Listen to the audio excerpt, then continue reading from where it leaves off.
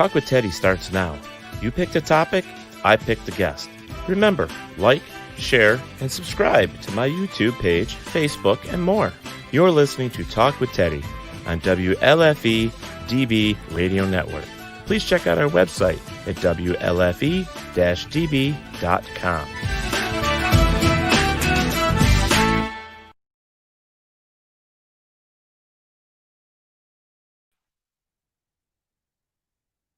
All right, guys. Welcome, everybody, to another episode of Talk with Teddy. I've been having a hell of a time with this today.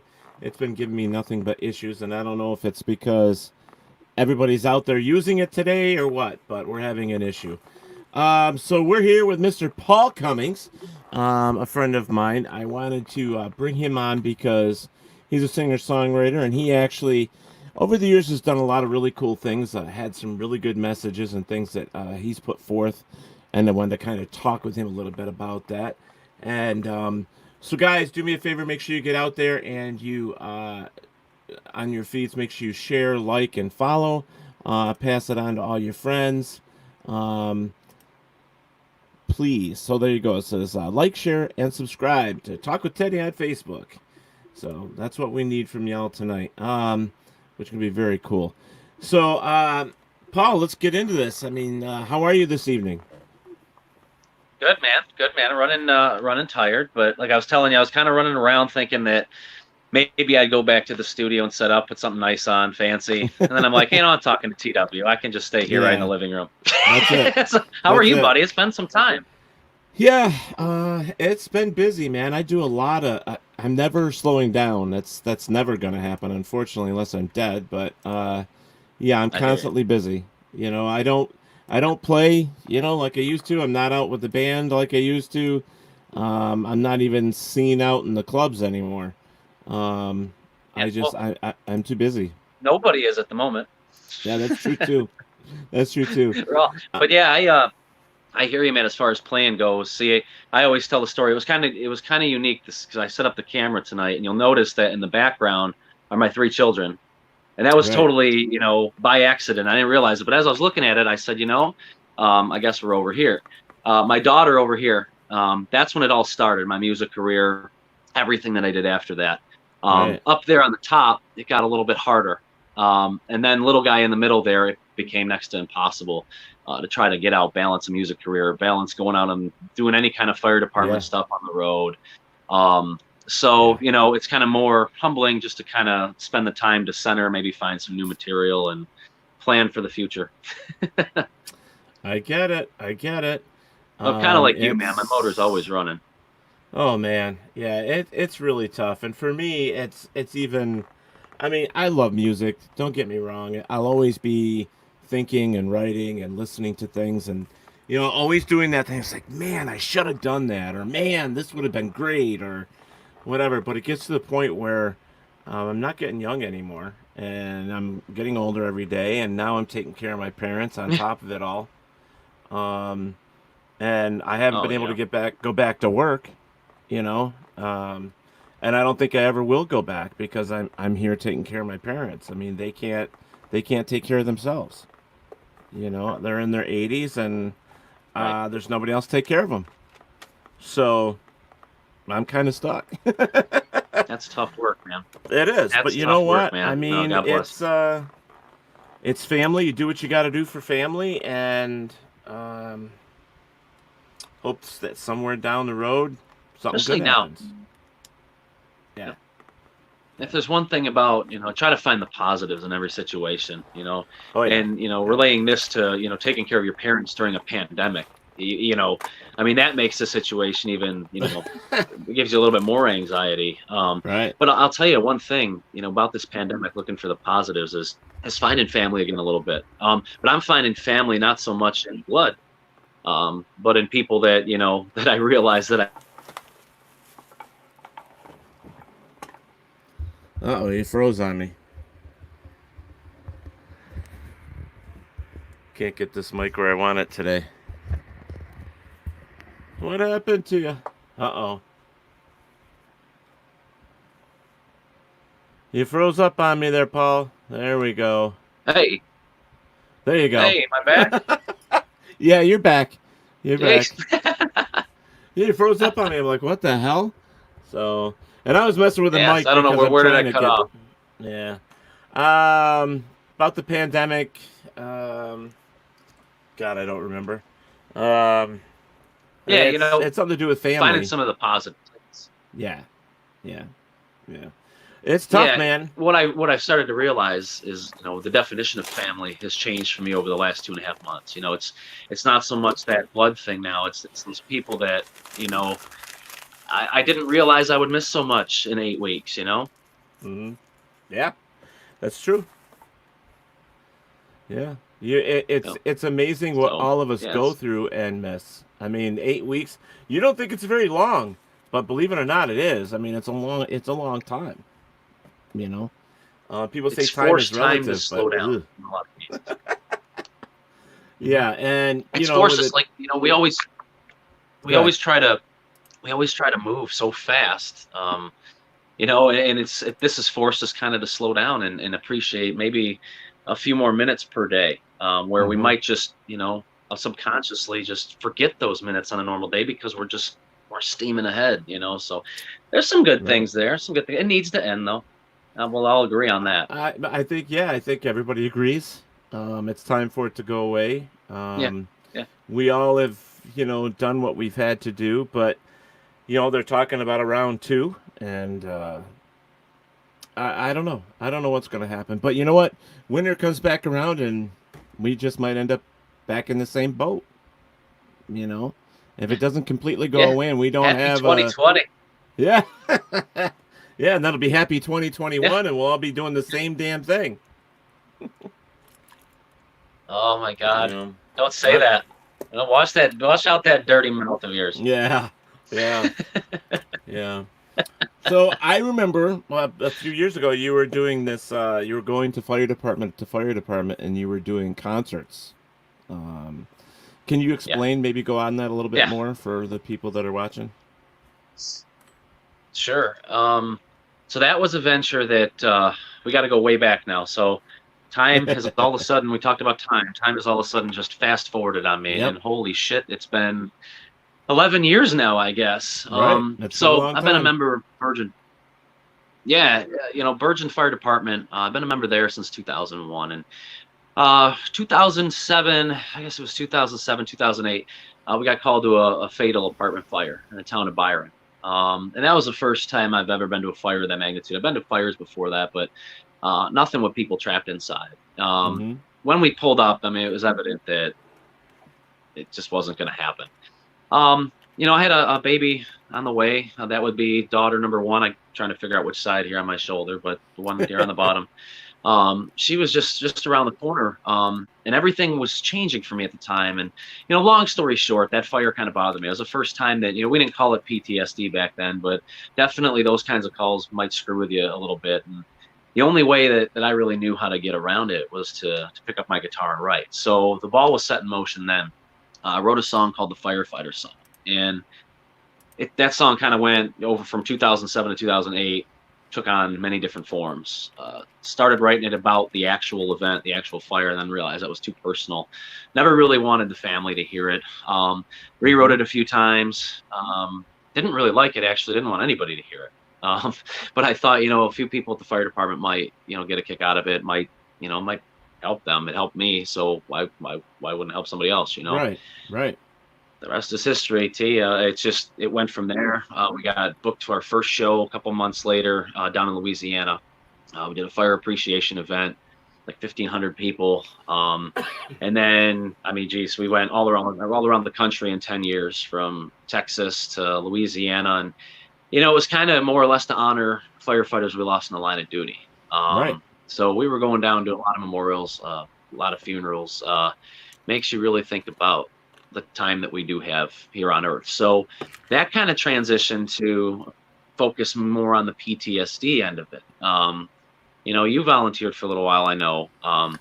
Waking up in the middle of the night, leaving the dinner, leaving whatever, not knowing what you're going to see. It could come across as a minor car accident. You get there and it's anything but. It might be a pedestrian accident. Right.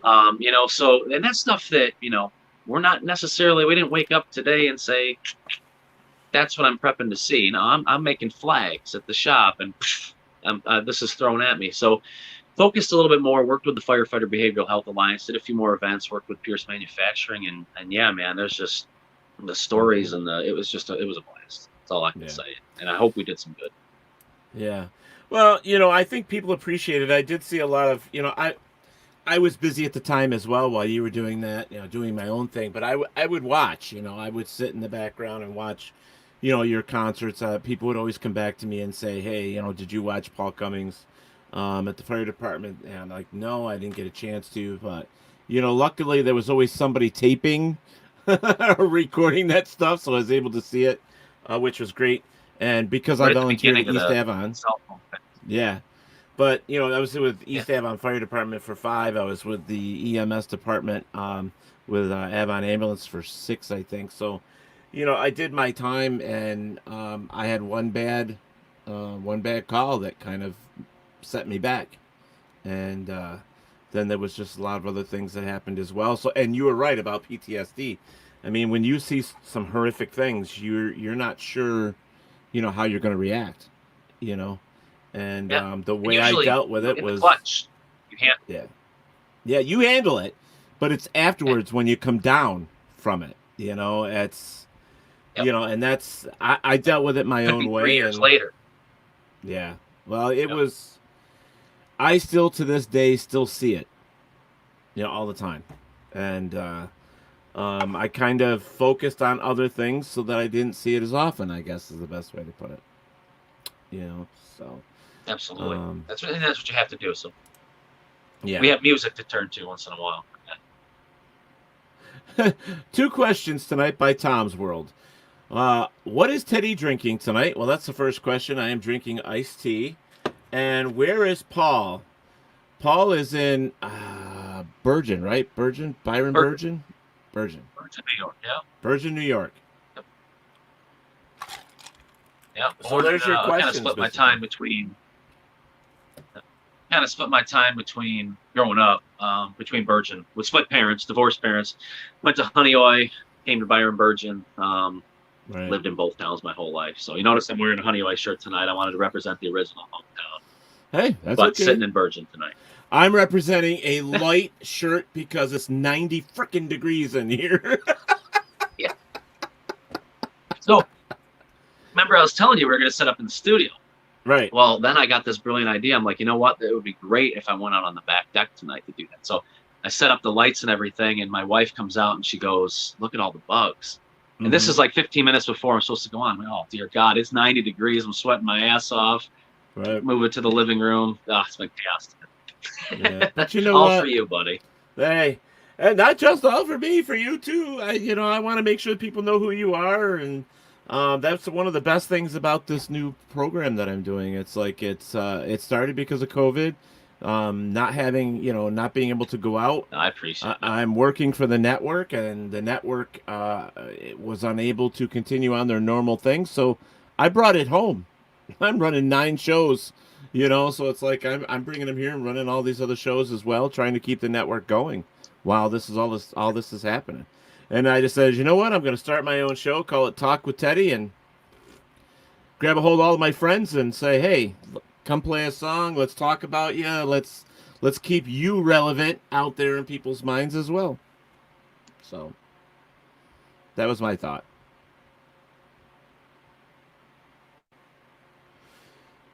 All right. Let's see. Yep. No, I appreciate it. Appreciate it. Hey, not a problem, Paul. Yeah, I've got a lot of people popping in here. I want to say hi to James Edward and Sharon and Tom's World again. Yep, you're still there. Yeah, I'm still here. You're kind of slowing down on me a little bit. I don't know what's going on there, but it'll kick back in hopefully. There you go. Let's see. Steve Barry, Kathy, Stephen, Linnell, Deb. Who else we got in here? Ernie Atwell. Linnell actually says, absolutely, as a first responder, you come across some things that will stay with you for your entire life. And that's exactly right. I know that Ernie Atwell is a police officer, and he sees that stuff as well. So, and he's usually the first one on the scene, so he knows. So, oh, definitely. So, when did you get into music, Paul? When did you start? So we got to go way back for that. Fourth grade, picked up my parents forced me into high school band. Hated it, absolutely hated it from fourth grade. We'll say to about sixth grade. Actually wanted to quit. Uh, my mom said, "You're not quitting," so that's where that argument ended. Just like any sixth grader, you lose that one.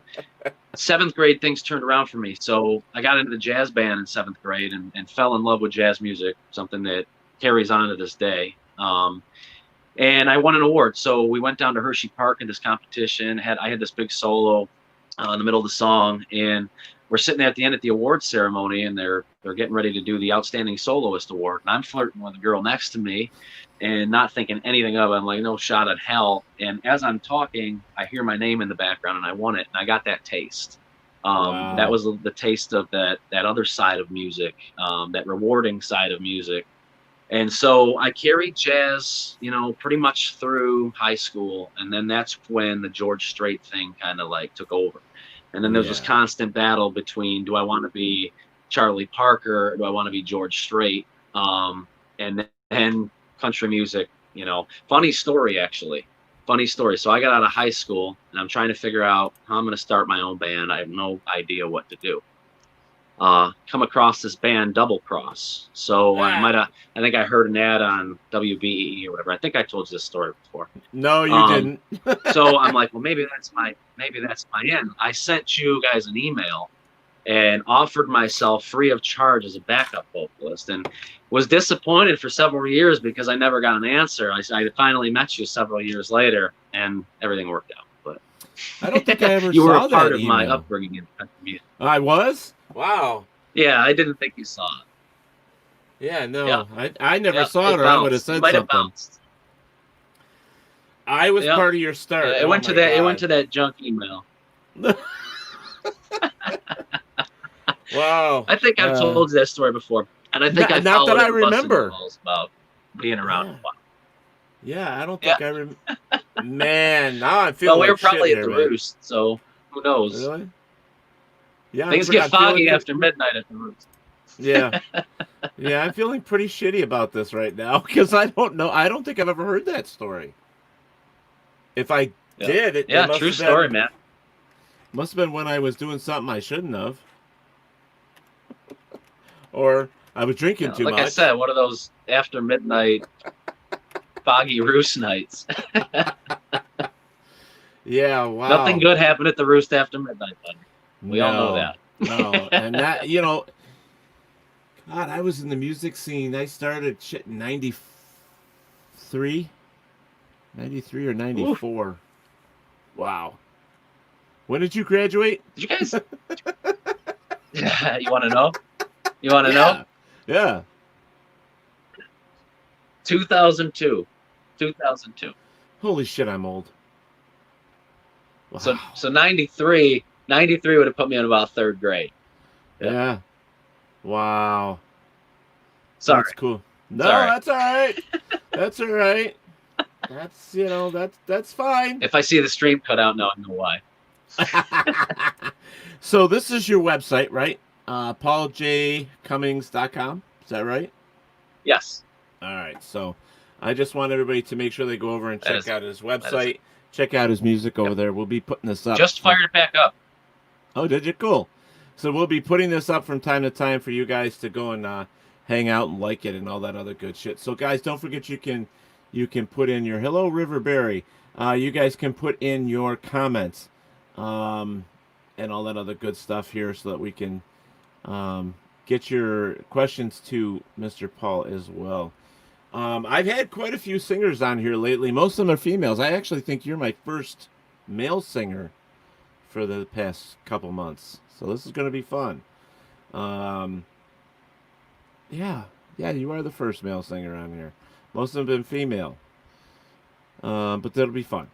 Let's see. So you were young when you started. When it's never good when your parents say you're going to do music. You're going to play the trumpet or the clarinet, or that can't ever be good. I didn't have parents that did that to me. My dad was always the one, if I'm singing in the back seat, he was always, shut up. Listen to the radio. Don't sing. Who's singing? George Strait. Well, then let him sing it. You shut up back there. So I never got any support at that end. And as an instruments go, I really didn't have any desire, and I was happy I think I'm actually. happen. I think my mom regret the decision. Yeah, when I Yeah? was. Yeah. Oh my God. We may have to. I think you're getting some bad reception or bad on your internet there for your phone. What do you got for bars or for internet? Are you doing okay? Because you're freezing up on me. Well, I was thinking about that. Now, part of the problem with being at home is my daughter's probably streaming something, and my son's probably streaming something. So I could probably shut some of that stuff down. Yeah. I just don't want you to keep freezing on us, and then Still there? you start say, yeah, I'm here. That's what I'm worried about. All right, so we're gonna give him a minute to see if he can fix things on his end there. Um, but guys, thank you so much for joining us here. We did start a little bit late. Like I said, we're having some technical difficulties, and it's not just me. I think it's all over the place, to be honest with you. Holiday weekend, everybody's out enjoying the weather or playing on the internet. So we're going to do our best here with what we've got with Paul Cummings. So please go check out his website. Check out some of his music. I'll put it up there for you again. It's pauljcummings.com. Go and check it out. And when things like start falling apart right at the beginning, it's so hard to catch up and move yourself in the right direction. But we're getting there. We're getting there. Hopes up, thumbs up, stay positive, right? That's the way it goes. Folks, we have some really good shows coming up for you too. Oh, here he comes. All right, so there you go. That's a better picture too. Hey, there you are. There you are. Okay. I think hopefully. I think the kids were streaming stuff. Oh, okay. All right. That'll happen at home. Yeah. Oh, yeah. Oh, yeah. God bless quarantine. God bless it. I have parents. They don't stream anything. They don't even know how to turn them on. Beautiful thing, man. Yeah, it's a lot better on my end, too. Before we get into some more questions, you want to play a song for us, and then we can get back into that, from time to time, and sure, give these folks a rest from me talking. Sure. All right. Hopefully, the internet holds up. Let's hope so. So we were talking about PTSD. And the fire service. So I traveled down to Indianapolis a few years ago and attended FDIC. And FDIC is a conference for firefighter instructors. So nonetheless, I was down there to take a couple classes and back up like a couple weeks prior to that. And this guy emailed me about the Firefighter Song. And he told me what he did. He told me he worked for the Firefighter Behavioral Health Alliance. Said, hey, I'm originally from Greece. I love what you're doing with the song. Maybe we could collaborate sometime and write a new song. Right. And you get some emails once in a while. I was busy at the time. I kind of put it off. Yeah, I'd love to do that. Kind of responded half-ass, whatever. So fast forward 3 weeks to Indianapolis, and I'm taking this class about PTSD. And this guy walks in and sits in the table behind me.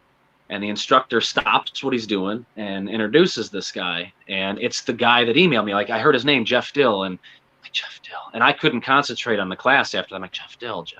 Why do I know Jeff Dill? So I pull out my phone and I'm going through my messages. And I'm like, holy shit. Like, what are the chances that this guy I run into in Indianapolis, there's, 10,000 firefighters in this building. Like, there he is. So after the class was over, I turned around and I said, do you remember me? And let's have breakfast. So the next day we had breakfast, and he said, I'd love to see if you could write a song that captures the mental aspects of the job, the things you carry home. So it turns out, anyway, Jeff Dill runs the Firefighter Behavioral Health Alliance. They're the only organization in the entire United States that actually tracks firefighter suicides, which I don't know if you know this or not, takes more lives of firefighters than in the line of duty. Right. And it's a hard one to track because not every death is noted as suicide when, it should Mm-hmm. be. Mm-hmm. So it's a problem. So anyway, I told him, sure, I'll do the song. I'll go home and write that. And shit, now I got to do this. And that's basically how I work. I basically make a commitment and go, damn, now what? Right. I went home and wrote a song called "We Remember," and I figured maybe we'll start that since we were having a little discussion about PTSD a little Okay. earlier. Yeah, that's fine. I'm just going to drink of water. It's surprised I'm still awake. All right, we remember.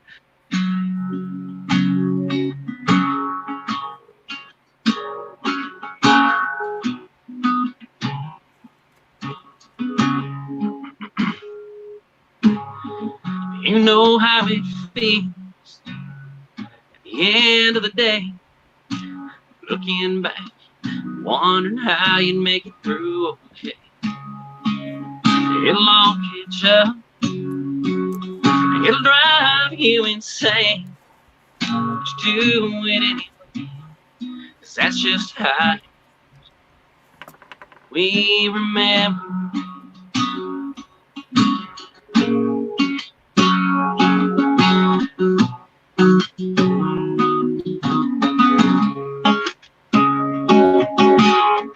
Live with all the struggles and pain you hide away, when it all adds up, make you feel like you lost your way. You wish your memories would just burn among the flames. They live with you, become a part of your last name. And we remember all the sacrifices made, all the lies we couldn't say, the times we stood and led the way. Yeah, we remember all the things we tried to do, all the hell that we walked through, and the pride we hold on to. We remember.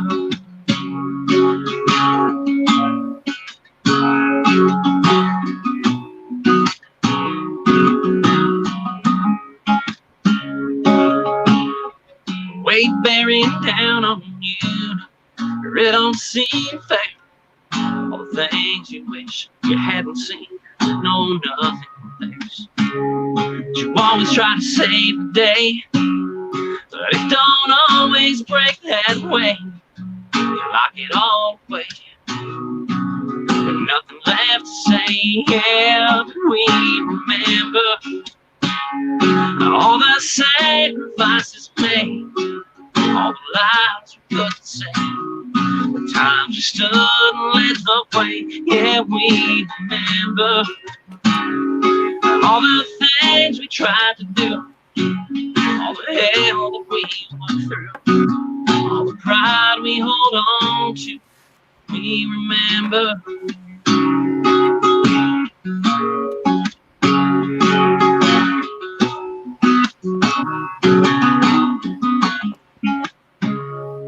We remember all the sacrifices made, all the lies we couldn't say, times we stood and left. Yeah, we remember all the things we tried to do, all the hell that we've walked through, all the pride we hold on to. Yeah, we remember. We remember.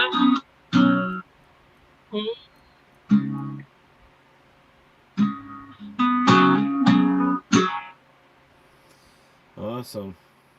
Yay. Awesome. Awesome job. Awesome. Yeah, that's a good song. That's a touchy song, man. That's one of those songs that it kind of makes you think, you know? Not just about fire department stuff or the firemen, and it's everything. You know, it's a good song, man. You did a good job on that. Thank you, man. Thank you. That's awesome. Guess what I was trying to go for was, you nailed it. It's not just firefighting. It's not just first responders, but it's everything. Everybody builds. It's things you see, things you hear, things you experience, emotions. It builds and it builds and it builds. And, I think the theme, and I think it's finally starting to catch a little wind, that it's okay to talk about this. Like, you're not weak for saying you can't handle it. I'm in trouble, Right. That's what, it's okay to do that. It makes you maybe stronger to do that. We've all been there. Like, we need it. And sometimes it's I think I'd rather have it like that. Like, it takes a lot of balls to say, you know what, I need help. I need somebody to help me through this. It takes a lot more balls to just to come up and say that than it is to try and deal with it on your own and not make it through. You're admitting that you don't have full control at the moment, right? And that might be the toughest pill to swallow. And you know what? It's a thing with people, though. I mean, we are raised to try and control everything around us. We really are raised that way, and it's pretty sad because we get ourselves into situations where we have no control, and we take it so personally, and that's why we break down. That's why we have these problems. And if we were actually a little smarter than what we think we are, we'd learn from our mistakes and say, I can't control everything, but what I can control, you know what I mean? And one thing that helps me, I know you know who Dr. Greer is. Yeah. Kind of following a little bit Dr. Greer makes me realize our role in the grand scheme. Right. And it's that much. I mean, it's very not minute. Even time. Yeah, it's. I mean, when you look at what we are, not in relationship to our towns, our counties, or our planet, in relationship to the whole galaxy, it's kind of like, we're the smallest. Ego. You got to drop ego, and then things become easy. Yeah, and there's a lot of that everywhere. Everybody has it. You have to have it. It's a survival tactic. Yeah. It's just being able to manage it. It more so, not what other people think, but getting over it yourself, like we were just saying. Yep. Yeah. Like, I got to ask for help. What the hell is this? You got to get over that and say, you're allowed to screw up and you're allowed to make mistakes and throw the white flag in, white towel, whatever it is. Whatever. It's almost midnight, brother. No, I get it. We, that my show is only out at 11 o'clock because I try to make it so that, with the language and, stuff like that. And it's a late show where we don't, on the network, don't have a lot of other shows running. So I'm able to freely do what I want. And I understand. And so I thank you for coming on so late. Absolutely, man. I'm having fun. Good. Now, down the road, I mean, we've crossed each other's paths, I don't know, so many times. And then the CDCTT, we were doing the Country Don't Come to Town tour, which I miss because I miss everybody. I really do miss everybody.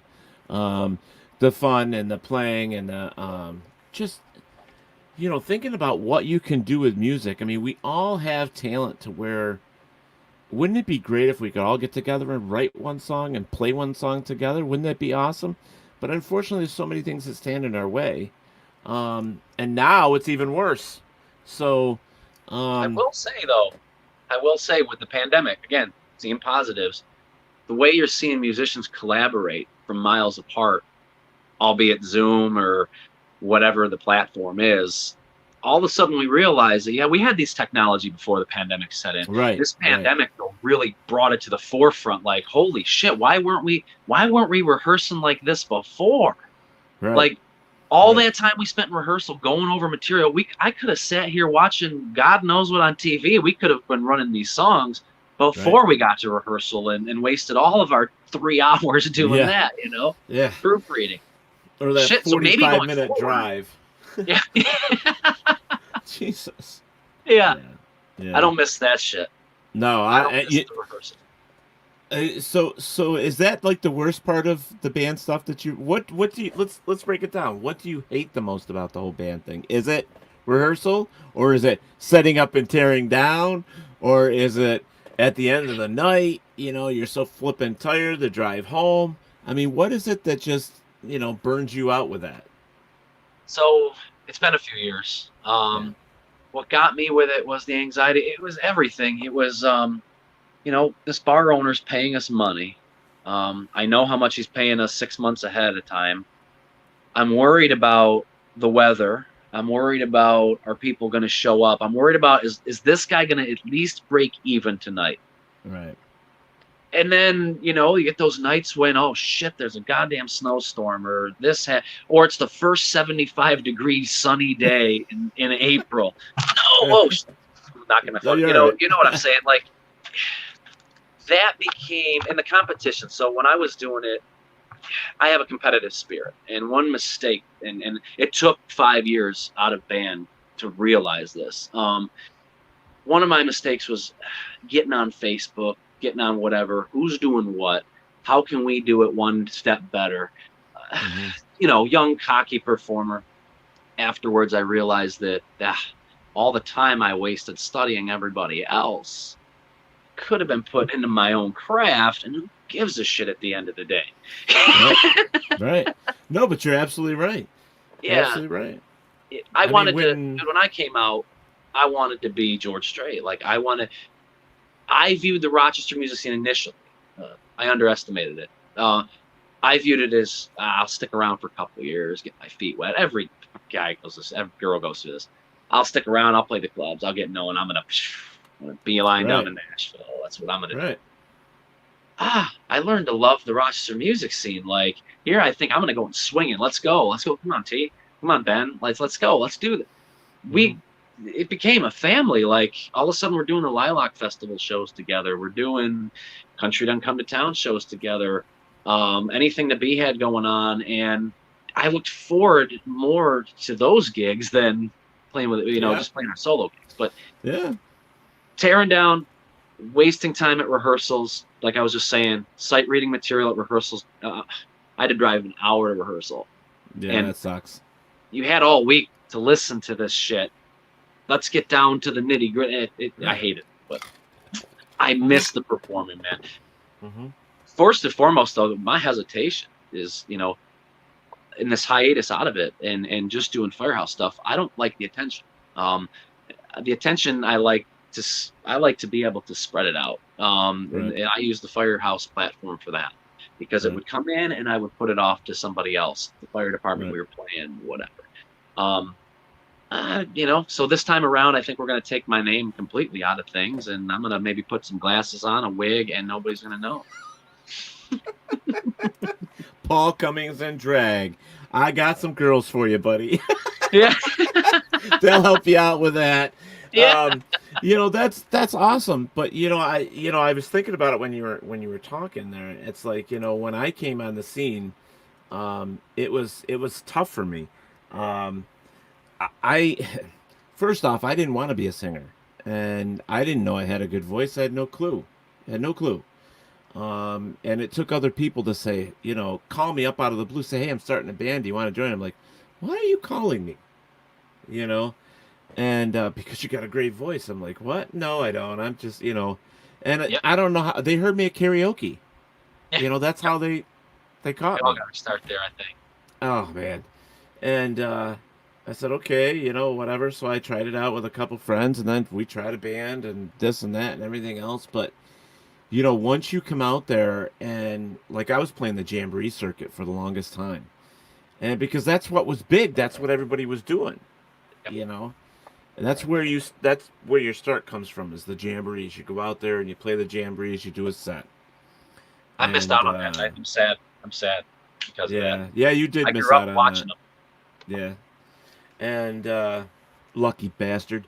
Anyways, it sucked at times. You get up there, and if they don't know who you are, I mean, they clap, they might dance if they like the song, but pretty much you were there to get up to your thing and leave, and nobody cared who you were. They really didn't care. And it took a while, and then some of the noted personalities in the Rochester scene then came and saw me. And then they started saying things and pulled me aside and made some comments. And Then I ended up with working with some of them, and um, 2000 or 1999, somewhere in there, Double Cross started, and it was everybody was putting in the work. We were picking the right material. We were out there doing everything we could to get in the clubs. Um, I basically just said, how you were talking about watching everybody on Facebook and figuring out this and that. I pretty much knew what I wanted and what I wanted to, put out there to the people. Um, I just needed the platforms to do it. So I needed to figure out how to do posters and how to market this and how.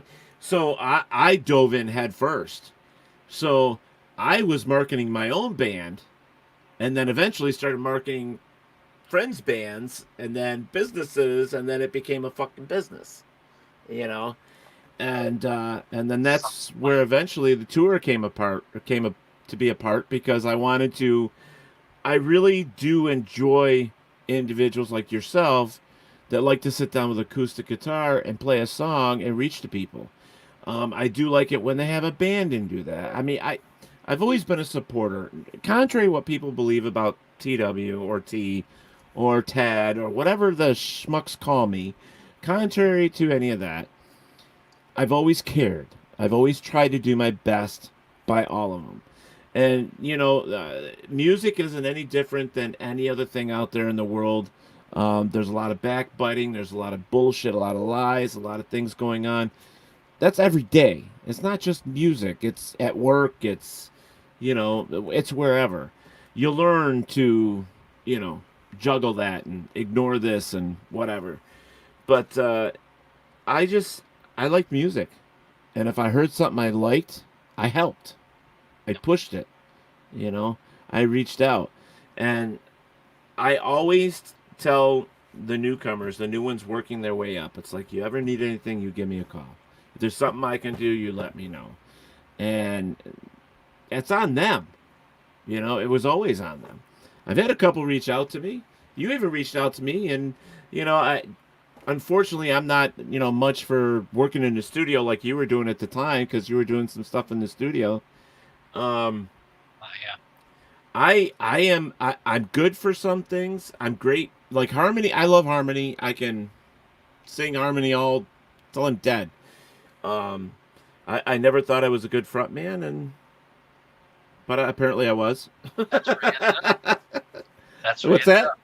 I said that's where you ended up. Yeah, Yep. it is. So, Let's talk about the studio. So all those years trying to figure out how I'm going to put a band together. right. Realize the journey started with finding the sound, and that's what really the motive was. So John Ives, him Yeah, I know. obviously. Yep. We spent night after night after night after night after night for months, years, driving to Nashville, coming home from Nashville material, sifting through stuff to find a sound. And it's just unfortunate that after all the stuff ended, I finally found my sound. But Yeah, it takes because 15 years for some of us, Yeah, but it was probably right there all along, and you were concentrating so hard on all this other stuff that you didn't see it. It's noise. Like you talked about young artists. Like I can't offer any young artist anything. Like you gotta carve your own path. But all those times you want to play Madden or Halo, Call of Duty, don't play your guitar. When you want to go out to the bar and drink, because your friends are out there, don't go play your guitar. Take every opportunity that comes your way. That's literally all I can say to anybody. Every opportunity is a good opportunity, and I wasted. If I look back, so I quit drinking too at the same time. So I got rid of the band stuff. It's been 6 years. I've been sober. Right. And you look back and realize, like in my case, how much alcohol played a role. Mm-hmm. Not so much in a positive way as I thought it did at the time, and that's unfortunate. Mm-hmm.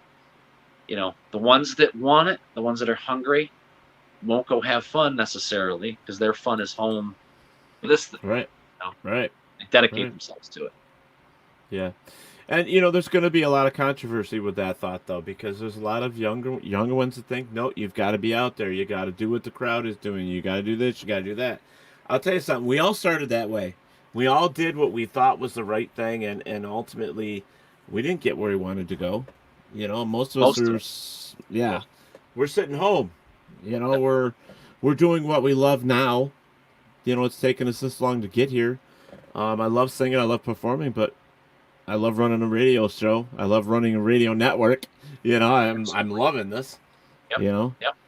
and well, you know, and I'm not it's a good. religious person by any means, but I do kind of believe that, you know, you're born with skills. You're born with a skill set. As much as you think your skill set might be here, it takes you all your life to find out that your skill set is here. You know, and that's kind of the bridge that I crossed. Like I figured figured out some other things that I could do. Realized that if this all worked out, those 3 pictures, at least 2 of them probably wouldn't be hanging. Right.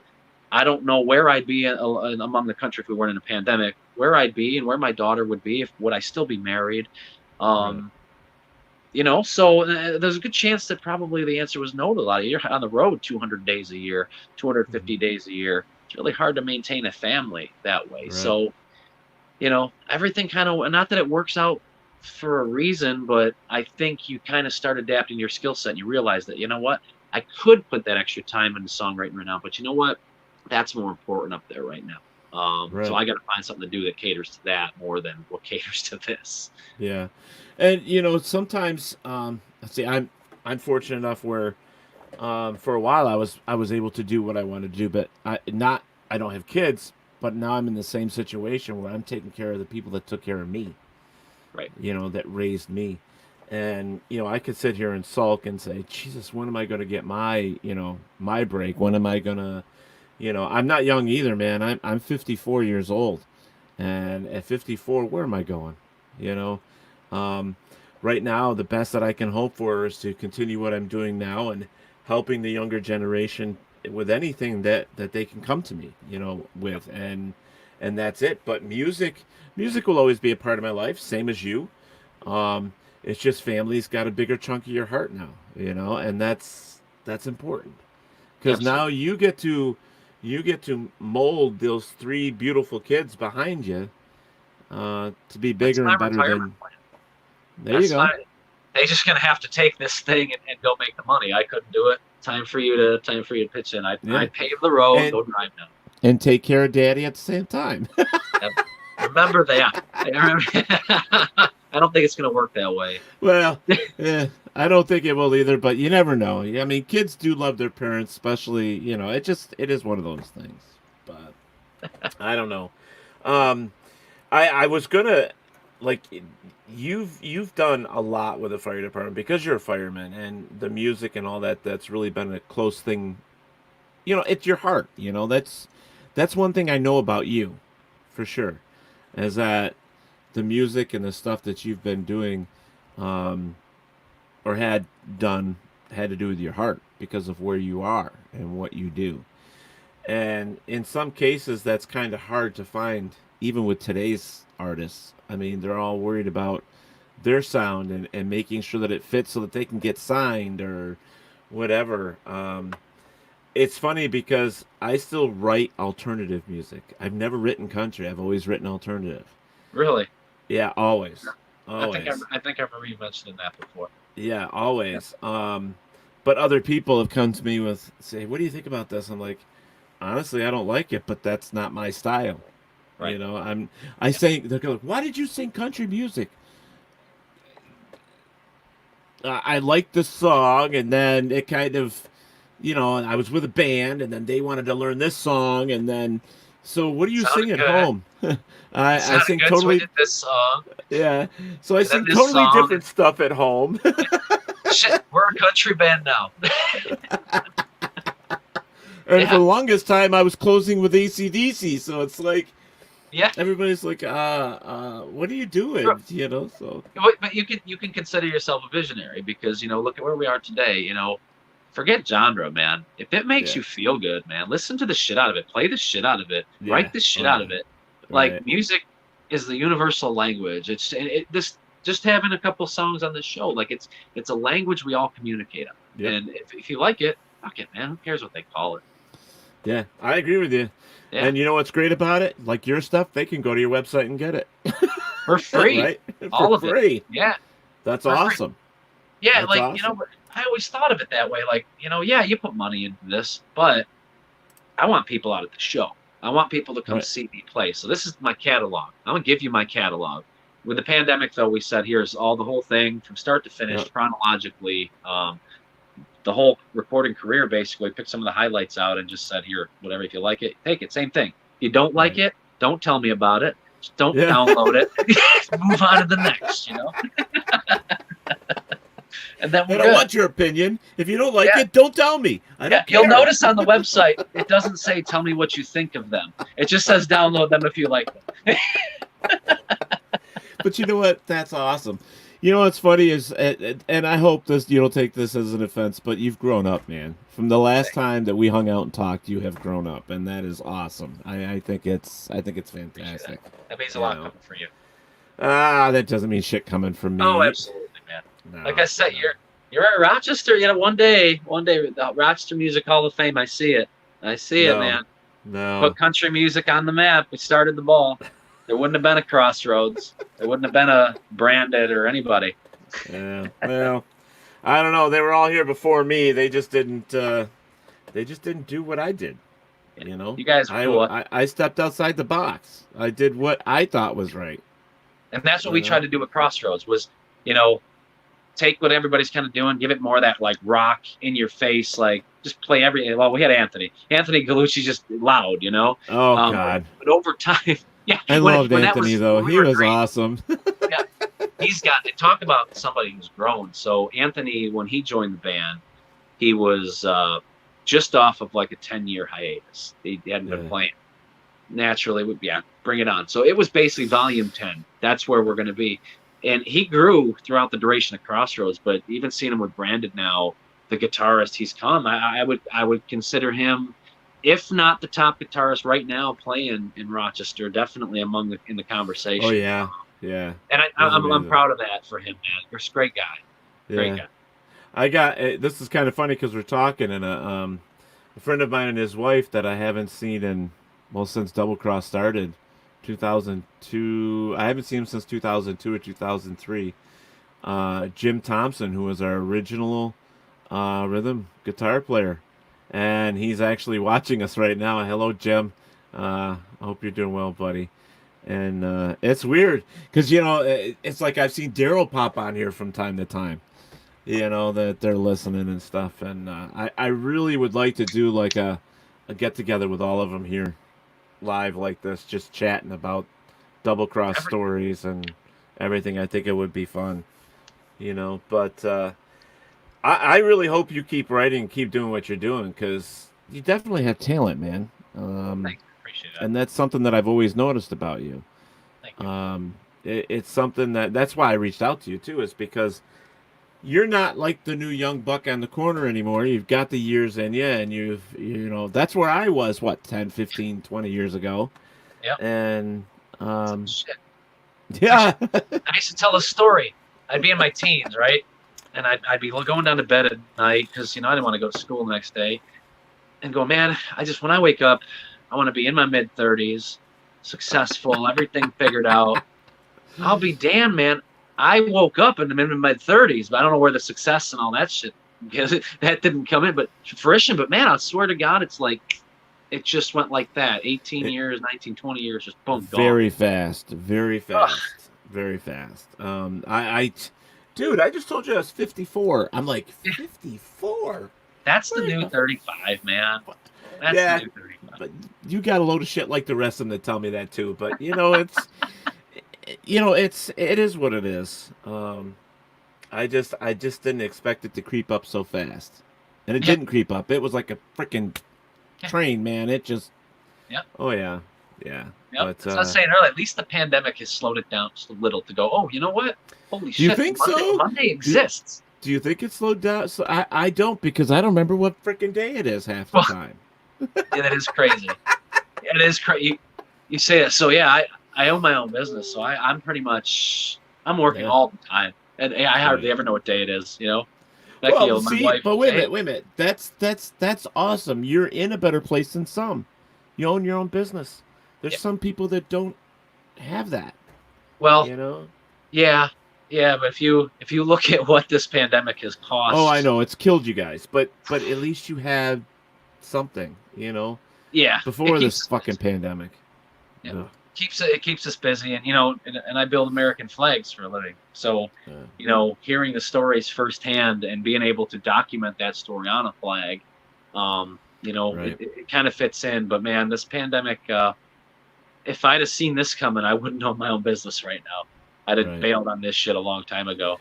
Yeah, I think you and everybody else as well, but Now we're you know, stuck. s- Now we're stuck. Gotta yeah, gotta get the but you know keep what? the shit above water.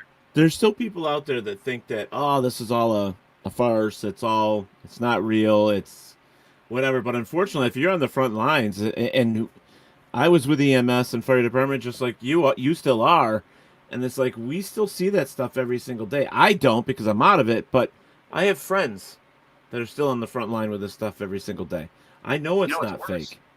You know what's worse though than COVID is we're starting to see a lot more mental health issues, Oh yeah, yeah, overdose, alcoholism. I mean, things that were kind of maybe on the decline. Arguably, some of them. I mean, over as far as drugs go, right, heroin, all that. right. But You could because of the argue. pandemic, they're spiking back up. Yeah, and people are starting to take their own lives because you think about it. You think about it. If you're 25, you've just been handed over family restaurant, had this in the family for 75 years. Pandemic comes along, you're going to lose that restaurant, the first in the chain of 4 generations to lose it. It's going to Yeah. take some of the people are going to take that personally. Oh yeah, yeah. And that's hard to take. I was out, not that we want to keep talking about doom and gloom, but I've been saying all along that yes, I'm concerned about the virus. I'm young. I'm not saying I'm invincible. Playing the numbers and the risk factors. I'm not all concerned about that part of it for me personally. Not saying that Right, for the people around me. And we're doing what we can to protect them by staying away from them, not going out, doing the things you're supposed hmm to fucking do. right. That Um, people aren't doing. but the point is, I'm more worried about the economic end of this. The snake that every day just Chokes us. Yep. little tighter, little tighter, little tighter. Yeah. And it's going to take a long time to come out of this on the other side. Some Yeah. businesses, man, figure that every week they stay out or in this phase, they're losing a month of revenue. So we're out 8, 9 weeks now. It's going to take them 9, 10 months to recover before they Yeah. can start profiting again. I don't like that, man. I don't like that scenario at all. I don't either. And there's businesses out here. Well, we're talking about music. That's why we're here. But Yeah. let's talk about that. Now, here's something that even musicians we didn't expect this to happen. So you're talking about now if you're a national artist, you're pretty much fucked right now. Yeah. Because there is absolutely no company that is going to put anybody at risk by building stages, by running sound, putting up lights. They're not doing it. Concert halls, stadiums, they're still shut down. They're not. Drivers. Yeah, yeah. I mean, so you're talking, how long are they going to be down? We don't know. And then Thousands so of people. places like my boss, J Wolf Pro, that owns all this audio that he provides for bands across the seas in the UK, right here in the United States, he's not able to put together any sound or any audio equipment or video screens in the back or anything because, he's screwed right now. Yeah. And Yeah. some of these other companies that are bigger than he is, that are losing $150,000 a month easily. Or a day in some cases. I mean, you think Yeah. about Kenny Chesney going out on the road. Pretty much, I think he's about to start his tour now or coming up soon. Yeah. Every day that those trucks are sitting in wherever the hell they are, with Yeah, no there's drivers, no crew. I mean, potentially, man, 150,000 a day is not unheard of, considering that right. the millions they're Right. charging for show 3, 4 times a week. Yeah. Um, Yeah. God, but let me tell you something for all the young artists out there, and start passing this message. Here's the playing field. Here's where it was before. Here's your major Yeah. level Yeah. artist. Now it's not there. Oh, look at this. See what's happening here, TW? See what's Oh happening yeah. here? Oh yeah. if the longer this stays on, like if you can endure this, if you stay home, right, get that craft honed, come out swinging on the other side of this, will be opportunity freaking galore, man. Opportunity everywhere. Yeah, I've been talking to the younger ones in Nashville. I've been fortunate enough to have a lot of them from this area contact me, and that's what they're doing. They're bunkered down, they're writing, they're rehearsing, they're playing, they're getting their feet wet, they're doing everything they can because they know that as soon as they can, they're gonna bust out. And I hope they make it. Music has gotten us through a revolution. It's gotten us through 2 world wars, civil war, pandemics, depressions, recessions. Music, at the end of the day, when you're having a shitty day, man, you set that playlist on your way home to pull you out of that, and be ready. Be ready. People are craving this music. Yeah. And for me, if I need to get somewhere fast, it's usually AC/DC in the CD player or ZZ Top, and my foot is on the floor. So... Absolutely. But I know that you need to go here pretty soon, so I want you to play another song for us. How do you feel? Sure, yeah. What kind of stuff should we play? Hey, whatever you want, whatever you feel, brother, whatever you feel. Well, 3 concerts. What is this? 3 concerts, two canceled and 1 rescheduled till 2021. Meatloaf. Love Meatloaf, but anything for love. No, I love it, but the guy's a genius. Guy's a genius. Yeah. How about so let's talk about. So we had a couple parallels going at the time. Yeah. So we had American Firehouse Tour, and we had Paul Cummings, the guy who wanted to be a country star, career going. Okay. So we were recording Firehouse material, but yet recording non-Firehouse related material, thinking that we put an album together and release some singles. Didn't realize the Firehouse Tour would become as kind of as big as it was to take away from this. But nonetheless, went down, paid for an EP that I did absolutely nothing with, but there is some great material on it. So why not play one from there, give it a little love, right? There you go. This one's called Coulda, Woulda, Shoulda, and hopefully I remember all the words to this. Hey, you wrote the song, so if you you wrote it, so we're not going to know. You can stop and It's the songs that I've played hundreds of times that always bite me in the ass. Friends in Low Places would always sneak up like 99 out of 100 times. That song's fine. It's that 100th hate that time. song. TW's in the crowd. Oh, motherfucker. Can I say that? Yeah, you can. You're all good.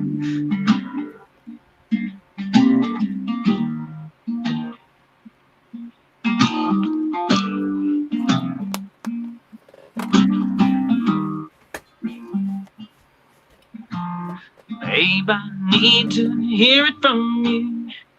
I can take it, tell me the truth. What did I say? What did I do to make you leave? Since you left, I've been racking my brain. Every minute, reliving the pain, searching the wreckage for something to explain the way I made you feel. Baby, don't hold nothing back, just lay it on the line.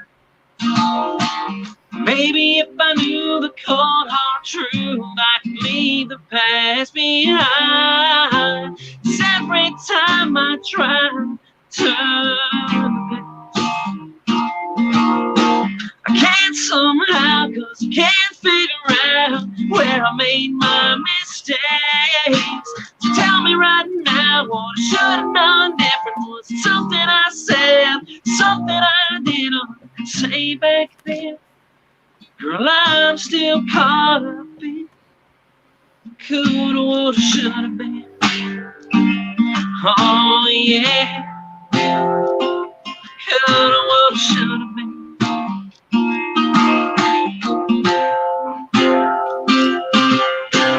All those times I was out on the road, you get tired of being alone. Nothing to hold but the telephone. Was that it, babe? I'll admit when we called it quits, no, I wouldn't even hear you out. Everything you couldn't tell me then, girl, I've gotta hear it now. 'Cause every time I try to turn the page, I can't somehow, 'cause I can't figure out where I made my mistakes. So tell me right now what I should have done different. Was it something I said, something I didn't say back then? Girl, I'm still caught up in coulda, woulda, shoulda been. Oh, yeah. Coulda, woulda, shoulda been. Oh, yeah. Oh, yeah. Oh, coulda, woulda, shoulda been.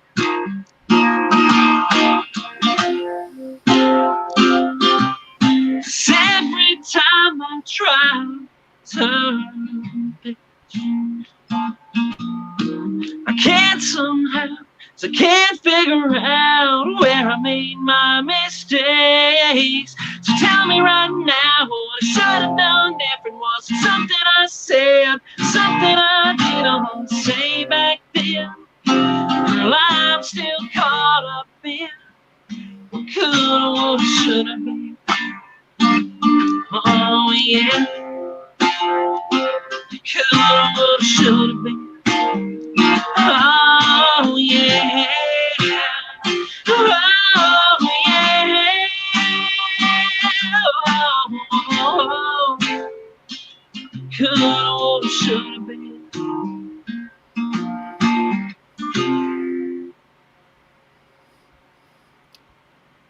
I love it. That was awesome. Thank you. That was awesome. I like that song. I Thanks. like that. I like it. I appreciate I it. like it a lot.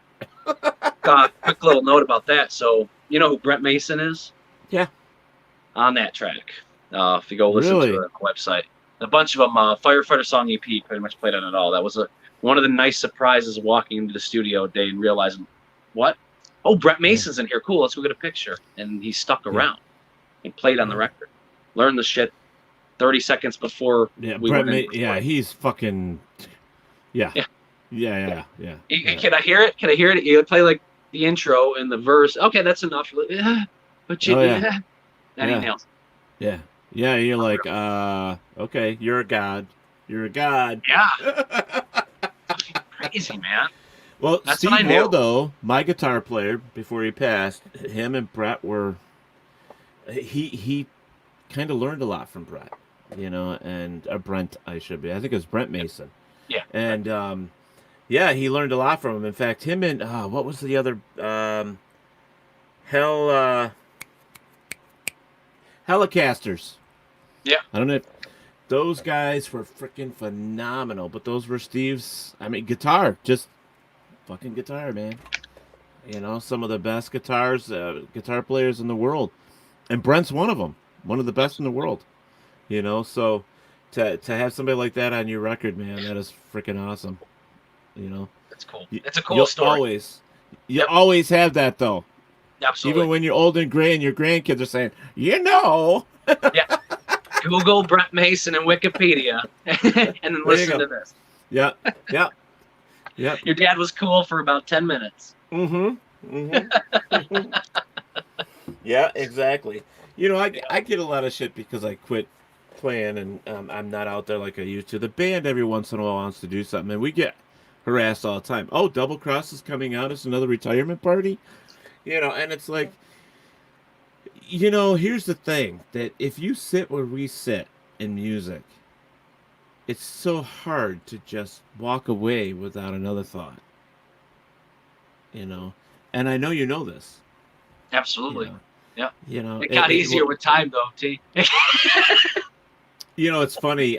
Some of it does. But here's a quick little story for you. I went out and bought a cassette boombox because, and I didn't even know they made them anymore, but I went and I got one.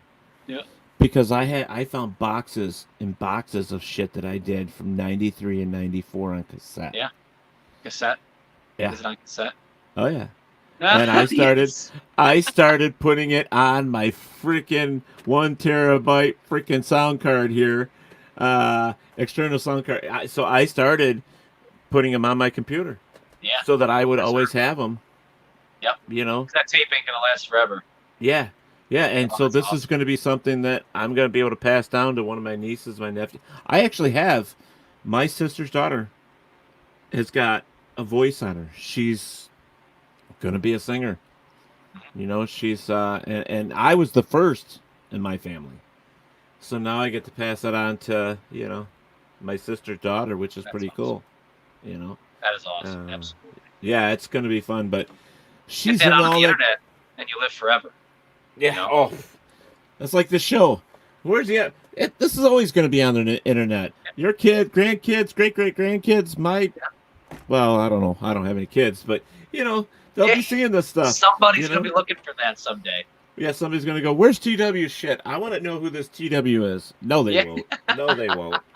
No, they won't. Oh my God, that's funny. You know, I have some great memories of actually of the tour of you and I singing together, and we were both 3 sheets to the wind that night too. There were a lot of band days like that. Yeah, probably. But you know what? If I counted the sober days, those are the ones I could probably count on. Yeah.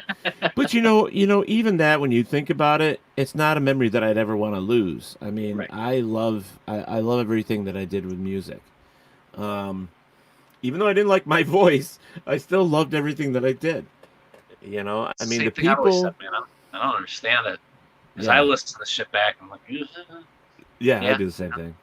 You ever find yourself going and listening to other people's music and going, well, I wouldn't have done that. I wouldn't have done that either. Dude, I can't listen to stuff anymore. Like, John gets pissed at me all the time because he always pitches me new material. And then I'll instantly say, you know, that'd be great if, Craig Morgan was singing it. Wow, just like a Craig Morgan song. And this is why, you know, and I picked that shit out. And then, absolutely, a fiddle line or... I'm not so big on it has to sound country all the time, but if you're going to use the steel guitar, use it properly for Christ's sake, you know? Yeah. You know what I mean? Like, there's a right and a wrong way. Fiddle the same way. I'm not saying you got to use it, but if you do, come on. Do it the right way. So Yeah, no, I get that. You know, Harmony. Well, country music. I was just going there. Because there are some things that we lost, even from when we were on the road doing everything. When we would go down the East Coast, down into Florida to play for the championship rodeo and come all the way back up through, one of the things that you heard from bands from these clubs, they lacked harmony. They lacked that, you know, back in the day, let's go back to John Denver. Let's go back to those guys. They had female singers in the background repeating, you know, certain things, you know, and you don't find that today. Alabama is like, Black Hawk, Alabama, Diamond Rio. Diamond Rio. Oh, Restless Heart. I mean, my God. Like, dare I say Rascal Flatts, Lone Star later on, but man, like, if you could pull that off, like, that's special. It doesn't need to be that extreme either, but like that's just become like an afterthought. Like, we got to fill the chorus up a little bit, so let's just throw another voice on there. But no, find the right voice. Yeah, that was one thing that I could say about Double Cross that I really enjoyed is, like, if we found where we could put that extra harmony to where it filled it and sounded good, we did it. Yep. You know, we were noted for having 3 to 4 part harmony. We had every musician in our band sang, every single one of us. And you were lucky that you found guys that matched. Yeah. You know, because just because somebody can sing harmony and I can sing lead or vice versa, I can sing harmony too. Yeah, it doesn't mean it backs it up well. Yeah. Sometimes that shit doesn't mesh. So, and that's what was the case with Crossroads. Like, Dean, for example. Dean is a great background vocalist, but him and I together, it never really had the chemistry that I was looking for. Right. And then not that was a bad thing. We were good at what we did, but it always seemed like, it was just like, I don't know, it just didn't sound quite right. And that's one thing I wish that I could go back and grab another voice, and add that third part to what we were doing, because, oh my God, what it would have sounded like. It been a lot more fun, Yeah. I sit saved my here. pipes a little. Yeah, there you go. I sit here thinking, do I have one more album or one more song in me? Do I have one more? And I think about it a lot, and then I think about my friends like Bonnie McDowell, who has retired, and I loved her voice. I loved the way she sang. Yep. Um, and Her and I always sounded good together. She sounded good with everybody. Oh yeah, yeah. Well, Yeah. she was multi-talented. That woman could sing anything. Mm-hmm. Dave Donnelly. I mean, before he passed, I mean, he was one of the other ones that I just so badly I looked up to, and then Steve Waldo, and even the guys that I work with now, like Daryl and Joe, and it's like, do we have one more? Do we have one more song in us that we can do? Can we get a whole bunch of people to come together and do a song? Do we have? There was just so many things that ever always ran through my head that I just never followed up on. I wish I did. I wanted to do an album of like everybody from the Rochester area put one of their original songs on, and That's then easy. release it to raise money for Strong's kids or something. It just never happened. Yeah. But I wanted to. Yep. We tried a couple things. I remember back in the day, tried recording a couple songs. Had like Brian Ayers come in, and Brian's Ben, awesome. Johnny Bauer, and starting to go off, and then kind of killed the steam. And it's just we should do tough, something like that. But we should. I mean, get some of us old farts together. Well, this old fart. But Johnny's still multi-talented. Johnny's around. There's you. There's me. Even freaking Kenny Reiber. That guy's got a country boy voice from hell. And Ben, and it'd be fun. Just one more time, put something together and put it out for charity, and then find a recording studio that would do it. That would be awesome. We can, because I think that's what the world's going to start craving here soon.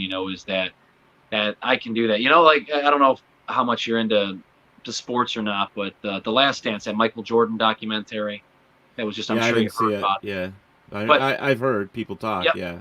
So I'm not a big basketball fan, but I do remember Michael Jordan in the '90s, and I watched this thing, and it was just fuel. It was just like, wow, you can go from nothing and give it everything you've got and come out on top. And I think at the end of this, we're going to start looking for positive stuff. And I think if we were all to come together, whether it's something we write or something we cover or whatever, those positive messages showing us united together. Let's raise some money for even COVID relief. I mean, there's a lot of people struggling with food out there, and that's one thing that's been on my mind is, what can I do? I'm not going to necessarily have, shop for somebody, but I'd like to be a part of something that, feeds the hungry, because that's the one thing that freaks me out the most, man. When people go hungry, that zombie apocalypse everybody's prepping for, you see it when people go hungry. They start eating everybody else. You're like, oh, hello. Next thing you know, the zombies aren't dead. I get it now. It's us. Yeah. It's funny. Just it's cool to sit and reminisce and talk about this stuff, because it's so important. If it's kind of weird, but it came back to a gentleman that I spoke to Monday night or last night, and he works for MUFON, which is a organization that works with UFOs across the globe. They're huge. They're worldwide. And he was saying that some of the best investigators that they have are musicians. And I'm like, why is that? And I want to know why. And he says, because of we, as a musician or a singer or within that whole genre, we tend to use more of our brain. We spark things all the time. We think more. We look at things differently. And that's what they look for as investigators, is somebody that has that, and it's just amazing, so musicians, and I've always thought this, like with the tour, musicians are important, even our younger generation that's coming up behind us, and that was one of my goals with the tour, is to bring the new ones in, give them a platform, and that's what we did. We had the acoustic ones come in with Quentin Herringer. Who were there? There was Joey for a Yeah, while. yeah, Rebecca Bruno. yeah. Alyssa Trahan. You It know, we gave brought. it gave everybody a chance to network. Yeah, Um, yeah. that Get was them the up best there and part. let them play. Let them show off what they got. Give Yep. them the experience and give them pointers and help them out. 7 years we ran the tour. 7 years. Again, crazy how time flies. It's Yeah. amazing. But it was the best thing that I could have done Yep. at that time. It was needed. Yeah, You know. yeah. We had some fun at Yeah. some of those, man. Yeah, we did. There was a lot of friendships were made too, though. A lot of bands got to work together and individuals, and A lot of when one, wounds were mended too. You yeah, know, there were some wounds across the board. Different people, different. Myself, I'm not immune to that stuff either, but it yeah. definitely healed some wounds with certain people, and and I'm glad Unfortunately, because what's that? go ahead. What names? No, no, no, no. I was just gonna say I remember one for myself because you're making me think, and still today it's the same way. It never changed. Yeah, Even though I did my level best to help him out, it's still the same today. yeah. Still the Really? same today. Oh Huh. yeah, yeah, yeah. Yeah. You For know? me, man. For me, I always respected everybody. Like I said, I don't want to mention any names. It's not you. Right. Yeah.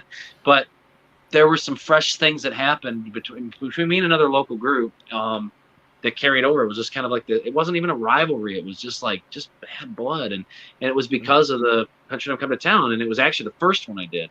I was playing acoustic at Letchworth Pines, and that's when said artist that I'm talking about and I had a chance to just sit and talk for 20, 30 minutes, and great friends now again. That's awesome. I mean, it's a beautiful thing because when I look back on everything now, I can look at that relationship as a positive thing and not a regret.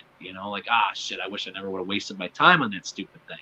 But you know what? It Maybe makes me choose feel myself. good that something that I believed in and I started actually helped you.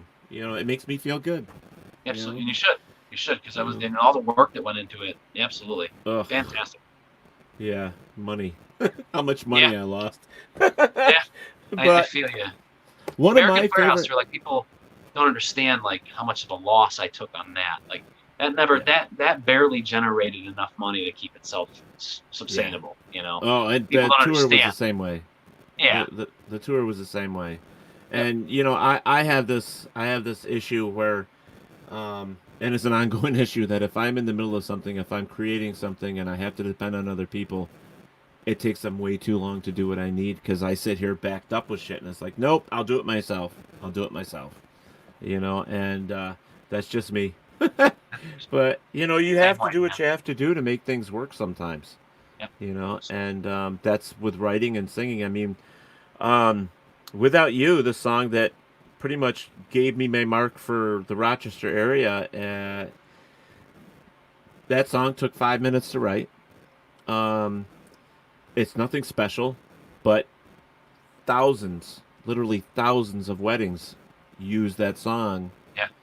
Yeah. And I'm just like, wow, what a compliment. Absolutely. Thinking like, okay, so if I wasn't here, would that song have ever been written? Would it have ever, So it's nice to think that as a musician like yourself and myself, and even the new generation coming up, or the ones that are busting their asses in Nashville right now, we can't give up. We can't lay the guitar down, sort of, or drop the mic and walk away. It's going to stay in us, and we have to keep fighting for what we love, and hopefully it'll pass on to other people. I love it. For me, for these days to write, Aries has to be here, Ryan has to be here, the room has to be at least 3/4 full, coming out of the west sky, and then hey, boom, I can write. It's tough, but when the stars do align, man, it's a magical experience for sure. It's better than. Are you saying you should have been a flower child there or something way back when? What's he? Oh, seriously, that's beautiful. Beautiful. Yeah, I think that's why I love writing what I write. But I think we tend to pull from what we've gone through, where we came from, what we dream of, where we want to be someday. And But we don't want to be someday. Yeah. Oh my God, I wrote a song called "Drink, Drink, Drink Till You Can't Fall Down." Yeah, that describes a lot of my nights back in the day. Yeah, and it's like people kept going to me. It's like, okay, I don't get it. Drink, drink, drink till you can't fall down. That's because you're already on the flipping floor. You can't. You're already on the floor. That's a good one. Yeah. Most of the stuff I write these days, man, is junk. It'd be just not even gonna cut me corners. Just junk, but it gets me through what I need to get through for the moment. Yeah. Believe it or not, most of the stuff I'm writing now isn't music at all. It's I'm kind of phasing into a new phase of my life where it's I like researching. I know you're into paranormal. I've been in a long time researching whether or not I believe in ghosts. Well, let me stop you. Let me stop you because I've been in the business for 35 years. Yeah. Paranormal. And to this day, I still don't believe. Yeah. But I do it because I want to know the answers to such things as is there life after death? Yeah. People go, you're in it, but you don't believe in ghosts? No, I'm still trying to prove that they exist or don't exist. I look at it through a scientific lens. So do I. Yeah. And, I'm more apt to look up into the sky and see a billion stars and then say, I'm naive to think that this is as good as it gets. Exactly it. And I'm starting to think lately, not that we're going to get off into a tangent, but, I'm starting to research some things, some connections between that and what we perceive as spirits and ghosts and dimensions. There's just so much intriguing stuff out there that make you just... There's some ESP to just, there's a lot of things that our brains can do to us at the same time. And I think they're more powerful than we might ever know in our lifetimes and are responsible for a lot of that. So, but I'm fascinated, man. I've traveled a lot extensively to get my hand. I want to see the spirit, shake hands. My first question is why? Yeah. Why waste the energy to come here right now? Like I can think of a million things I'd rather do. That's my thing, man. Like why? Just the other night I had a friend over here at the house and we're sitting out on the deck smoking or whatever and shooting the shit. He looks in the house and I see him look crazy. Now mind you, my house was built in 1847. It served as a schoolhouse, one of 6 schoolhouses in the Virgin community. But from 1847 to the 1940s, 1930s. My grandfather, believe it or not, went to school in this house. Awesome. It was back when it was like, 6th through 12th grade, like 12 kids, all different ages. So anyway, he's sitting out on the porch and I see him look real quick and I go, what? He goes, I swear, I just saw a girl inside, right inside the door. And I go, that's funny because a couple weeks ago, my wife was walking by the stairs and said she saw a little girl sitting on the stairs. The stairs that didn't exist when it was a schoolhouse. But I got thinking about that. A little girl, schoolhouse, makes complete sense. Everybody knows it's a schoolhouse. Perhaps that little girl was there back in 1899. She's not there now, but we're seeing the stars aligned. Like I talked about, Jupiter's over here, Neptune's over here. The stars aligned, the conditions were right, and you caught a glimpse of something that it might not have been there. It might have been here. But you connected to something larger than we know of. Yep. Because, you know what I mean? Like, I did. I have a feeling that, there were a lot of people that came in here and they left, they dropped their DNA and they, I mean, there's a lot of theories behind that. There's so much out there. You're just you're just scratching the surface because there's so much that people don't understand and that I don't even understand. And I've been in this for a long time and, we sit back here and we go, God, I wish I could prove this. God, I wish I had more. I wish I, and so we do a lot of residential cases. We get asked to go to people's houses and to try and explain what happens. And in most cases, we can tell them that this is what we've got. We have your story. We went through, we've done what we do, and we've come up with nothing as well. All I can say to you is that if there's something here, and it hasn't hurt you, and it hasn't disrupted your life, other than you seeing a glance of it, then don't worry about it. It's cool as hell. Just let it be. I mean, then if it's attacking you or something, then we'll figure something out. But otherwise, give it a coffee and figure out what the hell and how it's doing this. I mean, shit, I'm dying for this experience. But don't go. Yeah, people go, oh, when you first get your experience, when you're first touched, or when you're first smacked, or something happens, you'll never forget it. And it's true, you won't. But the first time you see something out of the corner of your eye, the first time something odd happens, um, we don't know why it happens. We don't know. Like you said, the stars could be aligned. It could be the between the weather and the stars and the your energy that you're putting out, and all. We don't know. We just don't know. But it's a cool thing, and it's something to experience, and it's something to even just, if you have to, just write it down in a journal and keep it and pass it on, because it's just something cool. Write a song about it. Yeah. I mean, I love that song. Montgomery, man. Oh, what about Alison Krauss, Ghost in This House? Oh my God. Yes. Yeah. I mean, it's already been written a few times, but whatever. Yeah, one of the best songs ever. Yeah. And it's just about energy and your memories. Yeah. And that's it. That's what I'm starting to dig into, man. Like, memories. And how many generations can some memories get passed down? I mean, is there a big cloud network? Do we upload our brains into something bigger? And maybe can we access it? Yeah. Or maybe does it just travel is. Or did it just make an indent in time, and it's always there, and just at certain moment we get to see it. So cool as hell. Yeah, definitely. Well, I don't want to keep you. I know that you gotta work, and it's already 1:30, and and all that stuff. Thankfully, I set the hours, and my boss is pretty cool. He's a dick, but he's pretty cool about time. There you go. But anytime you want to come back, Paul, anytime, you're welcome. And maybe someday we'll hook up again, and we'll talk about music, and we'll see what happens. Or maybe if we can ever meet in person again and without a mask, we'll get in the studio and do something live. That'd be kind of cool. Hey, that would be fun. Yeah. That would be fun. Yeah. I'm all about the harmonies, dude. Yeah, man. That'd be fun. That'd be a lot of fun. I appreciate it, man. And I'm still writing some of my real alternative, weird world music and everything else. We can turn that into country. I don't wanna. No, I don't want.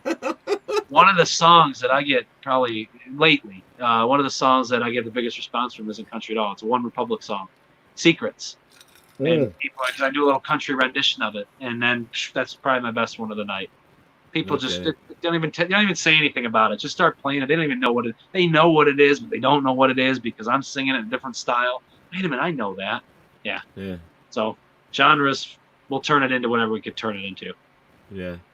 That's just I thank you so much for coming on here with me, buddy. Sorry absolutely. about the late start, and it was fantastic. Reminiscing. Folks, if you that are out there listening, it's like when you get an opportunity to chat with a friend, do it, because especially when you haven't seen each other in a while, memories pop up, thoughts, and just so much shit that's important. It gets you through. It really does. It does. So, all right, Paul, thank you so much. I do appreciate it. Guys, Thursday night, I have Mr. James Milligan coming up, and it's going to be a weird show. I love weird shows. So you guys tune in Thursday night at 11 o'clock. Hopefully we won't have the issues that we have here. And then Saturday night, the last show of the week, because we run now Tuesday, Thursday, Saturdays. I actually have Mr. JB Aaron from Nashville joining me live here on Saturday night. Another country singer, another guy still working, still trying to make it big, and kudos to him. Some of us are just too old and too fat and don't care anymore. Moved on. We've moved on. If we even do get together for one more thing, that would be awesome. That would I'd be good. I was talking very, very seriously about getting a band together this year. Really? we'll talk about later now, because it's the worst time in history, if you haven't noticed, to start a band and get together. But we're looking at 2021 now. But pretty cool project, man. I think hopefully I can get fired up from now until then. Well, good luck, man. If you can, if I can help, just let me know. Appreciate it, brother. I know 2021 is going to be busy for me, starting out in June. Jeez, we're going to Ireland, and we're going to be there for a week doing some stuff over there and talking with some people and listening to some Irish music. I'm going back to my roots, which is going to be fantastic. And oh, hell no, it's going to be a lot of Celtic. fun. I'm Irish. There you go. I listened to it this morning in the shop, believe it or not. It does something to you, man. When you throw it on, it does something. It energizes. It like connects you to your roots, man. It connects you to your ancestors, and you're like ready to kick ass. I get it. Yeah. It does. It does something to you. So, and then 2022 we're going to Scotland, and then we're going 2023 we're heading to Transylvania. Nice. So we're going to be in a few places the next few years, and Talk with Teddy and my other paranormal show and the network. This is what I'm doing now, man. I love it. So if you do ever get a spot, you need an extra crew member, give me a buzz, man. I'm all about doing a little extra study. I don't have much gear anymore, but I do have me. So you're looking for somebody. That's awesome, man. I appreciate that. That's awesome. We got to stay connected, man. We all do. I don't care who we are. Rochester music is still alive and well. There's so many people doing it on their pages, with their Venmo and their PayPals, just playing every once in a while, making a few bucks to get them through, and I think it's awesome. Music is in you. Keep doing it. Just keep doing it. So, all right, Paul, good luck to you, and we'll stay in touch, buddy. Okay. All right, thanks, T. I appreciate it, man.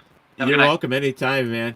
So, guys, don't forget here on Talk with Teddy, we're always about you. We're always about the people and who you should be taking care of. And that means the people next door.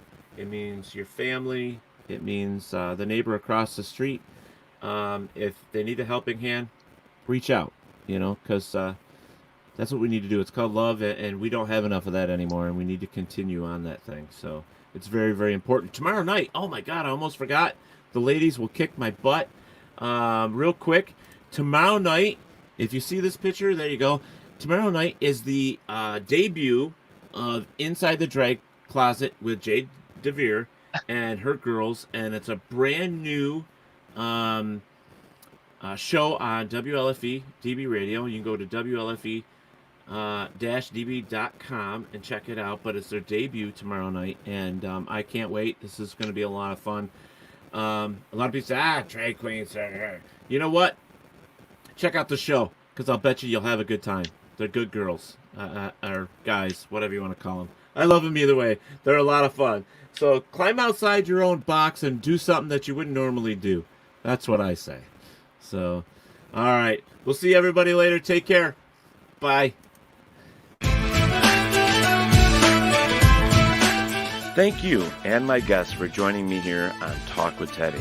Tune in tomorrow night when we get to do this all over again. Be safe and look out for one another.